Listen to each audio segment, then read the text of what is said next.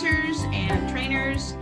And in this role, we're just kind of being sort of like the, I don't know, having a coming out party of sorts, or just letting the world know from all the rooftops about these people doing incredible things with EFT in ways that you may not have previously thought would apply with EFT, or how you can do this with EFT. So we're very excited to have our person here, our interviewee here. Yeah. Let me tell people a little bit about her. Please. So this is Lou Ellyn, and Lou Ellyn Joans, and she's an EFT coach, and she's a writer, and she really understands firsthand the pain of being blocked or getting in the way of oneself from being able to speak up, right, for many reasons.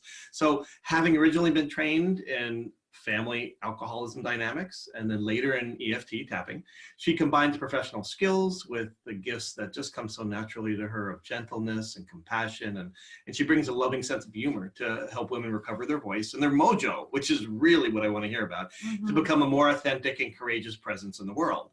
So that's what you do, and I want to hear more about it. So hi, Lou Ellyn. Hi. So I want to start off by asking you something that is always such a fascinating thing, which is how you came across EFT, this interesting tapping thing. Everyone's got a story. So how did you first come across this? I was in the midst of a really hard breakup. So I was looking on the internet for something, because I felt kind of like I couldn't talk to anybody about it. And I didn't know how to talk about it. I was just really stuck. So I'm looking on the internet, I see this crazy tapping thing, you know, and I'm following along on this video. And so I'm noticing that my body gets very relaxed, and I was pretty impressed by that, and it just helped me. So I got on, I did some more trainings online, and then they were offering a week-long training in Kauai. So how could I not do that? So I did it. And I loved the people who were doing this work, and I was really impressed with all the healing stories that they talked about for themselves and their clients. So I said, I want to be a practitioner, and I want to share this with others. And so then you started with it, you became certified in it, and, you know, tell me about your journey to like finding and like the particular niche or target area that you're like, oh, sometimes a niche finds you, sometimes you find it, sometimes it bats you over the head until you pay attention. Like how did you come across that, and why did you make that claim, like this is it, this is the mojo piece? Is really fascinating. So we want to hear more about that. Well, it seems like I should have found it, you know, sooner than I did, because I was looking in all the different directions. And finally, when I landed on this, I went, oh, it's really obvious. I was blocked and have been blocked in speaking up, both at home and elsewhere, you know, out in the world. It's been a huge issue in my entire life. And part of that, I think, is growing up in an alcoholic family where sometimes, you know, it didn't seem safe to speak up, or, you know, my parents had their own problems. So I sort of was a little bit invisible and not really inclined to speak up. So as I grew up, I tried and worked professionally as a biologist. I knew this was a problem. I took every single communication class you could even believe. You know, getting along with difficult people, 40-hour mediation training, conflict resolution, and crucial conversations. I mean, I really worked on this. And so I still had the problem when I would go to have a difficult conversation. It might be like speaking up when I needed to say no, or to set a boundary, or to ask for what I needed with a partner. I didn't even know what I needed, because I'm so busy looking for other people's needs or being concerned about where they're at. So I couldn't even have told you what it was. And I always had this little difficult feeling in, and I would rather put it off. So I would put these things off. So anyway, here I had all this information on how to do it. and still I would be stuck. So when I discovered EFT, it made it so much easier, and it was quicker, and I could actually do that action, whatever it was. So it did feel like there was a magic about that. And that's when the word mojo came in. I went, oh, it's kind of easy. And that's what mojo means, is magic or a talisman. So that's how that came to be.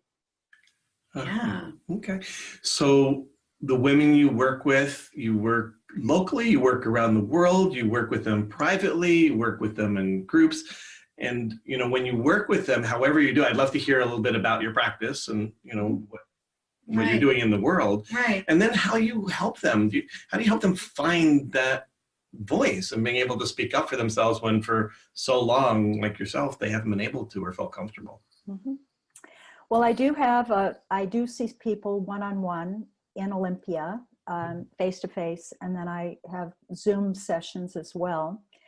In addition, I have a tapping group that meets here in Olympia, and I also do a number of presentations around town, which is sort of amazing since it was something that I would never have thought of myself as doing, but I apparently kind of like this. So that was all completely with EFT, completely due to EFT.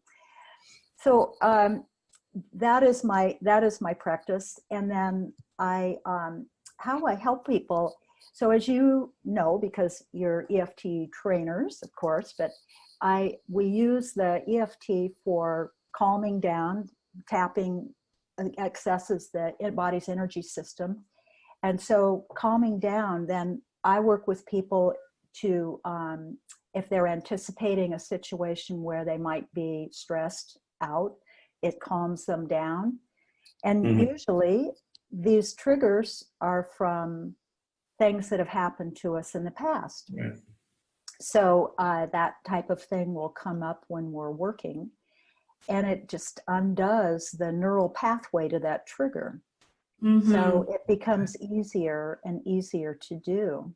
Mm-hmm. And I wanted to say something about, we've had so much in the news lately about women speaking up. It is so inspiring to see the courage that it takes to do this. Yeah. And I didn't say this before when you had asked me, how did I come into this niche? And I feel that right now it's really, really, really important. It was always important for women to speak up, but it's especially important now. And I am so amazed that I have this area of expertise that has been with me, and it's still a growing edge for me, but to have something that can help make this easier and that's so transformative for both on a personal level and for other people, I just think it's amazing, and I feel so grateful and also excited to be doing this kind of work. Yeah, it's so important, and it's so timely, like you said. Yeah. Mm-hmm. Absolutely. So, Lou Ellyn, if people want to find out more about your services, they want to check it out, see what you're up to, maybe schedule like an introduction phone call or session, or just meet with you, what is the best way that they can find out more?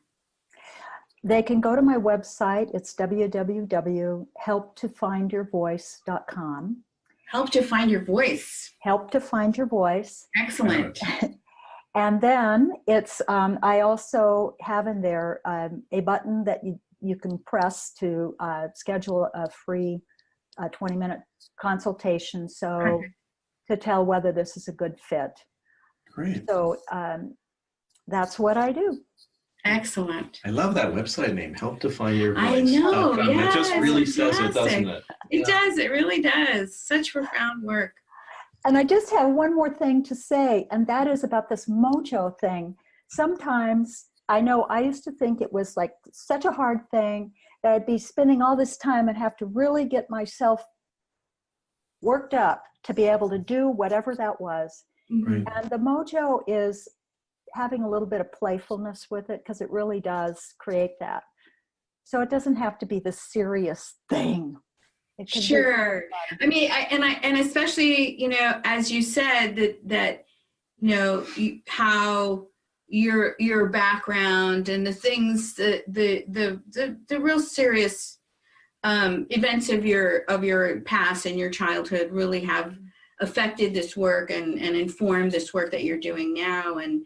And so that could feel really heavy, you know, like, oh, I gotta go digging around through all of that. But I love that what you're bringing into it is that, yeah, when it shifts, it can be this joy and this fun and this little bit of magic. Oh yeah. Yes, it can. That's great. Thank you so much for joining us. And, you know, just saying everybody out there is like, please check out our website. Check Lou Ellyn out if you're somebody and you're a woman that's just feeling like you've really got something to say and share and you're holding it back for whatever reason. You know, just check Lou Ellyn out. Right. Really and not just verbally. I know that you work around like the creative blocks to writing too. And so all the different ways to get your voice out, you work. So really great stuff. Wonderful. Thank you for doing the work and the service you do, Lou Ellyn. Yes, thanks so much.